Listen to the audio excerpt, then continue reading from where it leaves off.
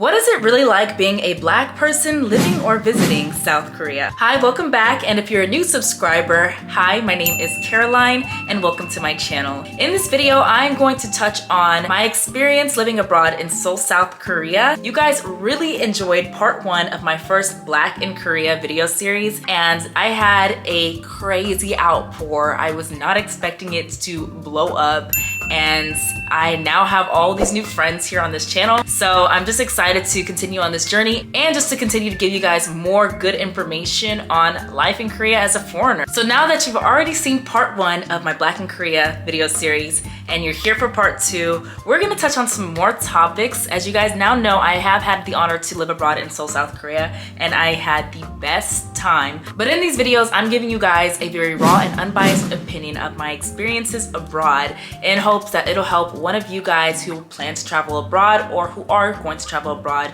to Korea soon. So keep watching. But before we dive right in, don't forget to subscribe if you have not. I make traveling and lifestyle videos where I show interested people like you how to travel more frequently and affordably in their 20s. Because you don't have to have it all together before you start to see the world, if you know the right way to go about it. And that's something that you can learn right here on this channel. But you're here because you want to know what it's like to be a Black person or foreigner living or visiting South Korea. Stay tuned for the next portion of this video where I piggyback off of my last video's topics and add on some new ones. The first thing that I think we should start with is the Korean beauty standard. And I think this applies to any and all foreigners who are not of East Asian descent, or even if you are East Asian descent, if you just don't fit the Korean beauty standard, I think that this is a very important topic for you as well too. Now, for those of you who do not know, the Korean beauty standard is light, fair skin, small, slim physique, small, slim features on the face, small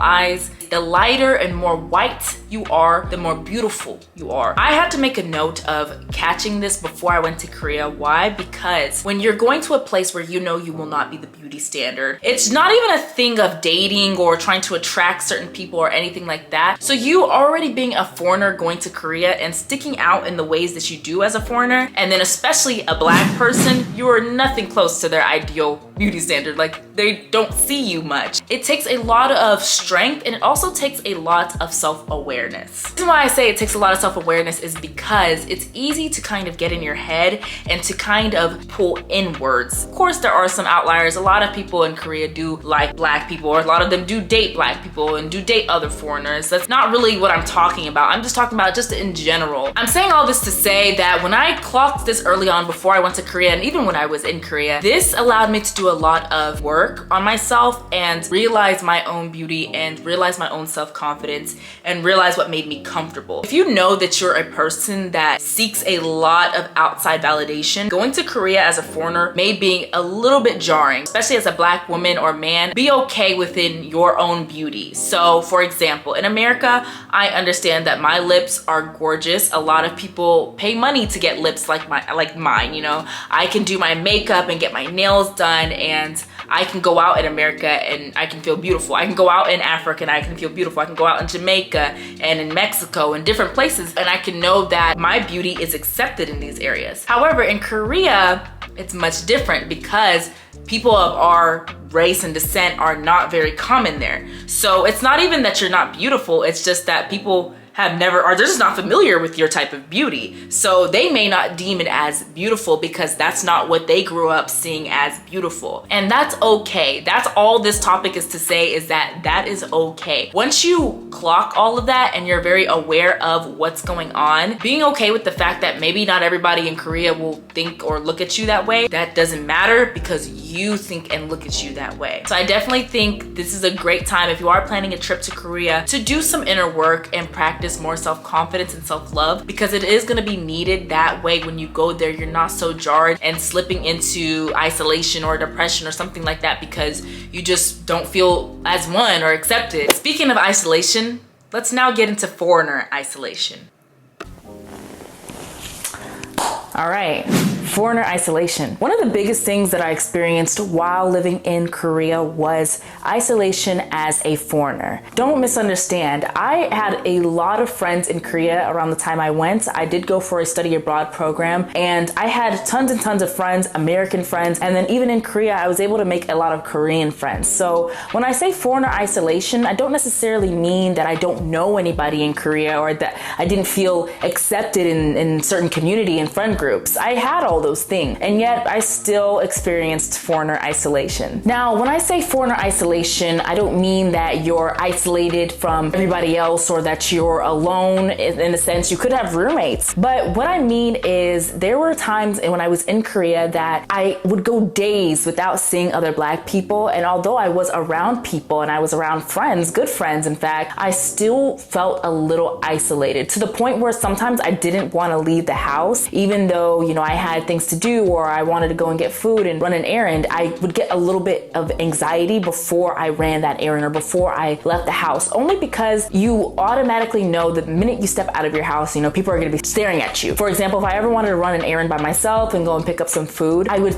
get this slight anxiety right before I left my apartment. And it was just because I knew a lot of people were going to be staring at me, and maybe somebody might approach me today and I don't know what they're going to say because look, you just never know. It was always just kind of that slight anxiety that would hinder me from wanting to leave the house, honestly, sometimes. And it wasn't because somebody was doing something to make me feel that way. It was just kind of an output because of the situation I was in. I wasn't around a lot of other people who looked and acted and understood me. So it was just kind of an outcome of just being in that situation. You are in a brand new country and you're experiencing all these firsts. So do you want to remember this time sitting around in the house hiding, or do you want to get out and just go and experience life? But as you all know, nobody's perfect. So sometimes foreigner isolation will occur. And if it does, you want to make sure that you're staying in a good place. So I've been getting this question a lot, and people have been asking, if I'm a foreigner visiting Korea, where should I stay? I actually think this is a very important question because a lot of people might look at this question and just say it doesn't matter as long as you're somewhere in Seoul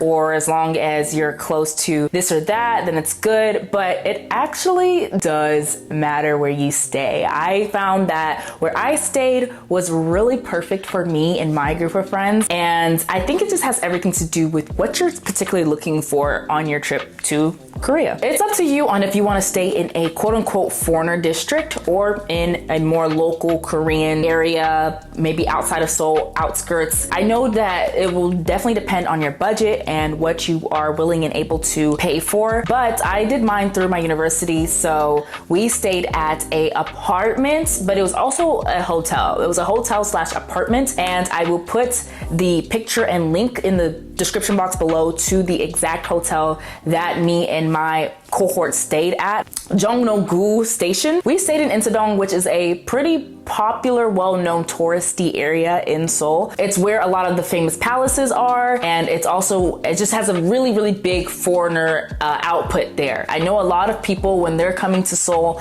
they want to stay in Hongdae, which is a very well-known foreigner district. But obviously, you should be very careful as to where you're staying in Hongdae. It is a very big party district. It is a big foreigner district, but it's not always safe in every area. So kind of doing your own research and figuring out what's the best street to stay on, how close you want to be to all the attractions, because if you're super close to attractions, just know there will be noise, there will be people always around, and a lot of people said that that's what they want when they go to Seoul. So if that's what you want, definitely Hongdae, Itaewon, maybe even Gangnam. Gangnam will be more pricey, but if you want that upscale feel and you want to stay somewhere out there, maybe an Airbnb, hotel, apartment, that is also a good option. On the chill side, maybe a little bit more affordable, you could stay in somewhere like Sinchon. If you're around a college student's age and you want to see more college students, that is near Yonsei. I liked Insadong because it was actually away from all the clubs, Hongdae and from Itaewon. It was just more north. So it kind of felt like when we were done partying and having fun and then going out with friends, we could escape and go back home. And Insadong was much more chill. There was still things to do in Insadong, but it just had much more of a chill vibe. There was ajumas staying around those areas, so you can definitely tell it more suburban. And it's also where Bukchon Hanok village was located, literally like 5 minutes from our hotel. So there are big attractions like Color Pop Museum, like big attractions to where I stayed, and I loved it. But the party and bars and late night stuff will be much more in Itaewon and Hongdae. So it's definitely up to you as to what your vibe is, just knowing what your vibe is and knowing which place and area would be best for you. But I do hope that that information helps, and then also knowing where I stayed in retrospect of my trip. Next in this video, I'm gonna touch a little bit on fetishization in Korea of Black and foreigner people. I told you guys in my first Black in Korea video that I was going to elaborate a little bit more on this topic in the next video, and that's what I'm going to do. But before I get into that, don't forget to subscribe and comment down below any other video ideas that you guys do have for me. Let me know in the comments below, as I definitely will be answering all of your guys' questions. But wait. Oh, I look so scary. 95% of y'all are not subscribed to my channel. I'm literally like, what? I feel, that's crazy. I don't really know. I don't have words. I messed with you. I thought we were friends. Like, If you are not subscribed to my channel, definitely go down and hit that subscribe button, make it gray, and join our family. It's free 99 and it helps me continue to make these awesome videos for you guys. But speaking of no words, we're gonna talk about some fetishization. Fetishization in Korea is very common when it comes to Black and brown people, foreigners in general. It's just normal. Now, when I say this, I'm not saying this to bash Koreans or Korea or anything like that, or act like it doesn't happen in any other place in the world, because it does. Right now we're talking about Korea, so all I can do is tell you guys what I observed and learned during my time there and personal experiences, and hope that you guys can learn from it and hopefully take something away from it for if you are planning to visit Korea as a Black person or foreigner. I've already touched on dating in Korea as a foreigner in my first video, but this just kind of touches on if you are out partying, or if you are dating, or if you are trying to pick people up in Korea as a Black person or foreigner. Do know, especially as a Black woman or Black man, that you being approached by Koreans, I'm not gonna say that it's always disingenuous, and there are Koreans to this day who have amazing relationships with their foreigner boyfriends or girlfriends, no matter what race they are. Of course, I'm not saying that this is all Koreans, but there is a large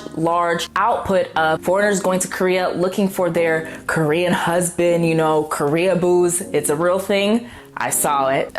Yeah. Based upon the media, a lot of women, especially Black women, are going to Korea, and foreigner women are going to Korea looking for their Korean husband or the Korean man that's gonna sweep them off their feet. And I'm here to be that wake-up call for you, girl. It's time to wake up, because half of the time when these Korean men are approaching you, they're approaching you in a way that they would not approach other Korean women. And unfortunately, as foreigners in Korea, half of the time, these Korean men only are seeing you as a temporary fling, maybe just a temporary hookup. Maybe some of them are interested in dating, but they don't see it as marriage. Now, like I said, I'm not trying to discourage any woman or man here that was interested in finding their Korean husband or wife or anything like that. It is very much possible for a foreigner and a Korean to get together and live happily ever after, have a marriage and kids and all of that. I'm here to be real with you guys on this channel. I told you I'm gonna give you a very raw and unbiased opinion, and I'm gonna tell you right now, that's not always the case. And in fact, it's more so not the case than it is the case, majority of the time. It is just because they want to try it out, or try out, I think there's a saying in Korea, like try out the black horse or something like that, or maybe I think it's the white horse and it was something else for Black people, like the white horse for white people, and I don't know what it is, but they definitely have sayings for it. They definitely have, you know, a known idea of, oh, if you're a Korean man and you're messing with a foreigner woman, it is just a hookup, or it's just like a short-term fling, because they already see foreigners as temporary within their country. So when they're trying to talk to you or date you or anything like that, it's usually because they're trying to get something very temporary out of you. Now, it's not always the case, like I said, but I'd say 9 times out of 10, maybe 8.5 times out of 10, that's the case. And I'm just here to be real and open with you guys, but of course, you don't have to agree with me. Comment down below what you think about fetishization of Black and brown people and foreigners in Korea. And if you think there's any truth to my statements, these are just some of the things that I learned before going to Korea and then also experienced myself in different ways while in Korea. Guys, surprise, surprise, I could not fit everything into this video, but it's okay because I'll be making another video very soon. But in the meantime, definitely go and check out my first Black in Korea video where I touch on my experience and what I learned as a Black person in Korea. And definitely don't forget to check out my Seoul South Korea vlog series where you can see my day-to-day life while living in Korea as a Black person. Again, thank you guys so much for watching. Don't forget to subscribe and I'll see you guys in the next one. Bye y'all. 안녕.